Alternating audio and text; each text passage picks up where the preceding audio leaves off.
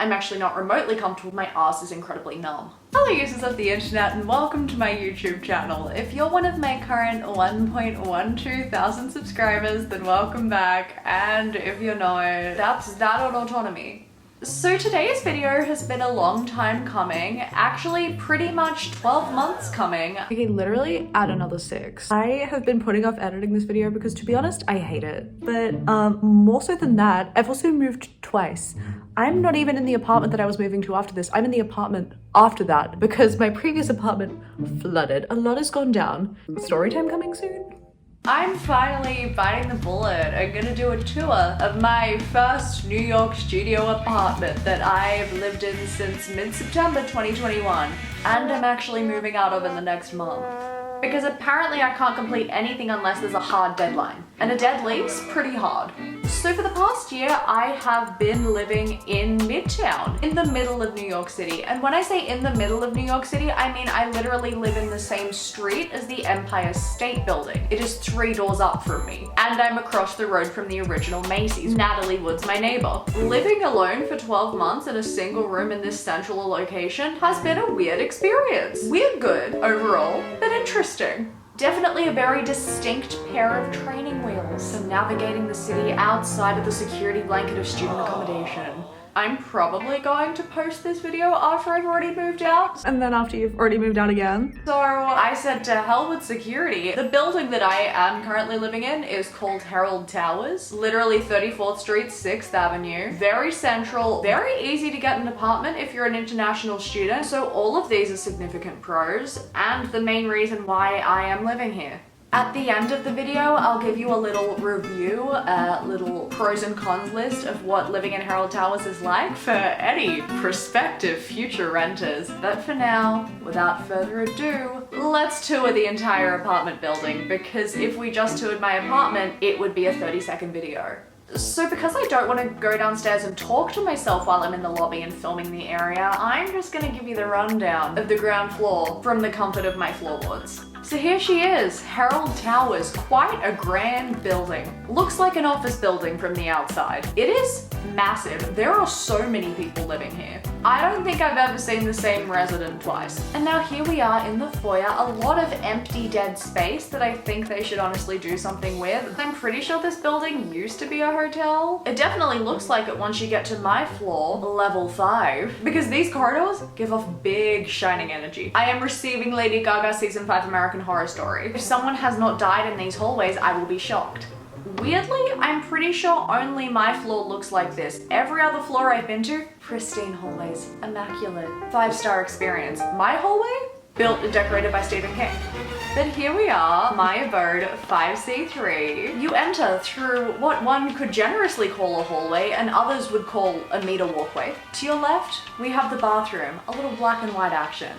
Next to me is a toilet that literally never flushes. In front of me, a sink that does not drain. Next to me, a bathtub, which drains but after 24 hours and is also just perpetually covered in hair and dirt. Also, for some reason, there's been a band-aid stuck on my bath mat for about 6 months, and no matter how hard I try to peel it off, it just wants to stay. But apart from that, she's actually pretty cute. Like, the bathroom's probably the most aesthetic room in the place. Like, look at those lights! The black and white. To the right, closet number 1. I do like to make fun of the very condensed size of this apartment, but what I will give it, it has a lot of closet space. And here we are in the room that does it all. I was about to call this the bedroom and then I realized it's just a single room. But to the right, we've got my bed. We've got a La La Land poster that refuses to stick to the wall. 1, 2, what?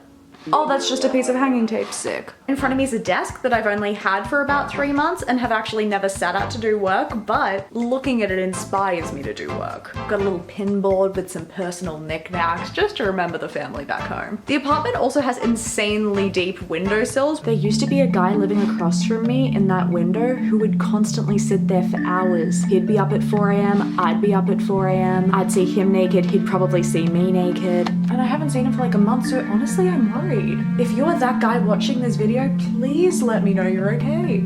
Sound off in the comments below. Miss you.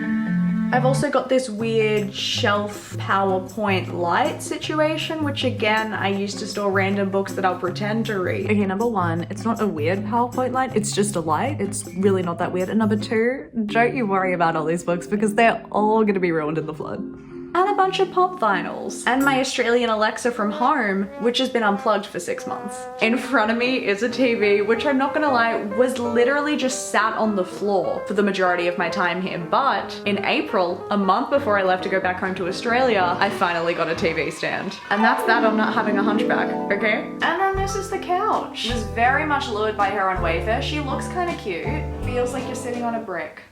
On it, we've got my duvet from the dorm, a couple of pillows that I also had at my dorm, a Phantom of the Opera themed bear that I got from the Playbill store that I lovingly refer to as Phantom Bear, and an Oreo cushion.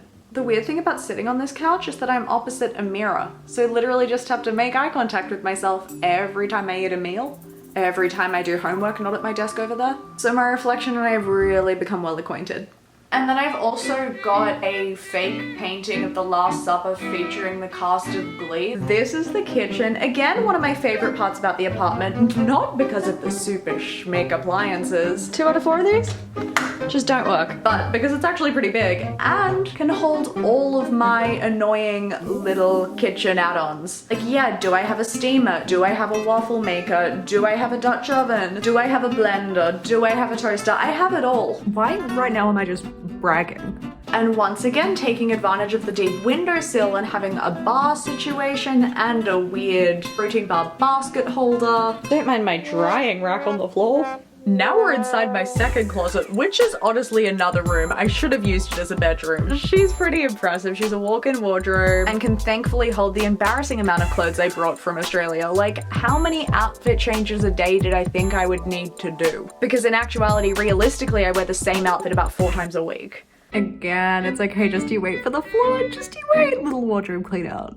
Now, for some reason, the rooftop is closed until September 5th, so I'm just gonna give you a brief tour verbally from down here and film it when I can, but here she is, the residential lounge. We've got an array of games, a couple of TVs. There's a billiards table. There's space where you can, I don't know, do work. And then, obviously, the pièce de résistance, the rooftop. Look, I can't argue with the view. As I mentioned, I am incredibly close to the Empire State Building, which is evidenced by the fact that it looms over me at all times. There's also another rooftop on level 26, which is a smaller, more intimate rooftop, with again, a more intimate view of the Empire State Building for her close personal friends. We're now in this like fancy side lift elevator, and by fancy I mean not at all, because again, it looks like you totally could be murdered at any moment, but this is how you get to the resident lounge, the rooftop, and the gym. Let's head on up, let's take a gaze. Oh my god, I lost my life. Okay, so this is the gym. I feel weird going in there and talking, so I'm just gonna do a little intro while I'm peering in outside like a creepy little voyeur. But this gym is no joke. The equipment is insane. It's like a professional gym. Here's a little silent tour so that I don't get evicted from the building prematurely.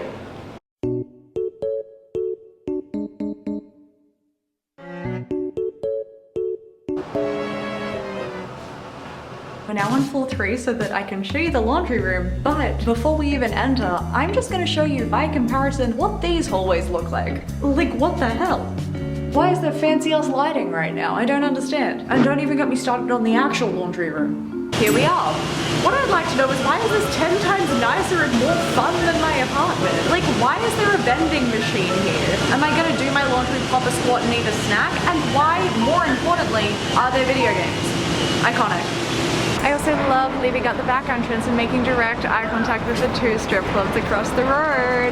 Never a dull moment, so much fun. And that's it. That's the entire building. Obviously, the amenities are definitely the draw card. Like, my apartment's cute, she's quaint, she's fine, especially for one person. Like, I don't need any more room, even when I'm forced to quarantine here for 10 days. But also, all of my appliances are kind of broken. The fridge loudly hums at night. The toilet maybe flushes. The sink definitely doesn't drain. And if you shower, leave at least 24 hours for the bath to rid itself of water. The windows actually don't open, and also the air conditioning cannot control the temperature.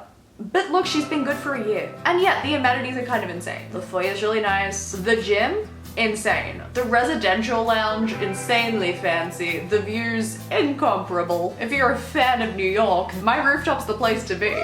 So would I recommend you get an apartment at Herald Towers? Sure. Especially if you're rich. Like I mentioned, the other floors have way nicer hallways, but even the other apartments on my floor, sometimes I walk past, people leave their door open. Fanciest thing I've ever seen. How can the discrepancy between 5C4 and 5C3 be so substantial? I would love to know.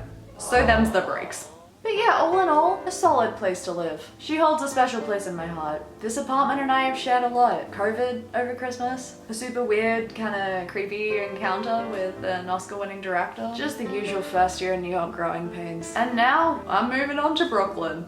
And hopefully, fingers crossed, I'll get an apartment tour up of that more than a week before I move out. But I think this is where we wrap it up.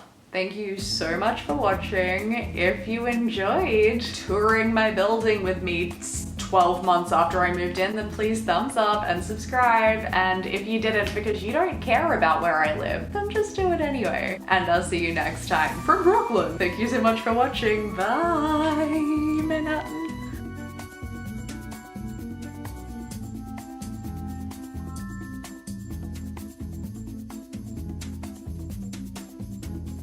Why did I pick the one black and white striped shirt I had to film in front of this black and white throw? I'm an idiot.